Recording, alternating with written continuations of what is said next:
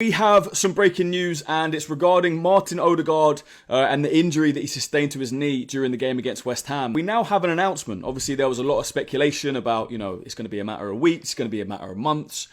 But like I said, we now got an announcement, so let's have a look. Fabrizio Romano has posted today, breaking news, Martin Ødegaard will be out until the end of November with a knee injury, says the BBC. Ødegaard is set to miss a minimum of 9 games for Arsenal and Norway, as MCL injury recovery won't be short. Gunner staff assessing his conditions on a daily basis, but Martin could return after the next international break. So let's talk about this. Let's unpack this. Obviously, I see it two ways. I see it as good news and bad news. The reason I say good news is because I thought this was going to be a lot longer. These days I feel like knee injuries are by far the worst injuries. We've seen so many ACLs, and that's a minimum 6 to 8 months.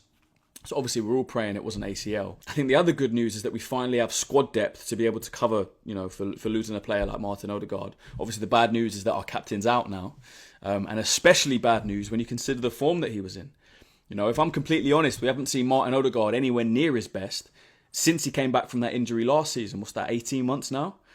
And I feel like these 3 games that he's just played, the cameo against Newcastle, the game against Olympiacos where he was by far and away man of the match, best player on the pitch, and then that first 20 minutes against West Ham where he was very good.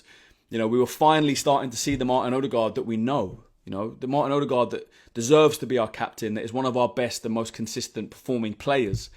So for this to happen now is obviously, devastating for him, devastating for the club and people around him.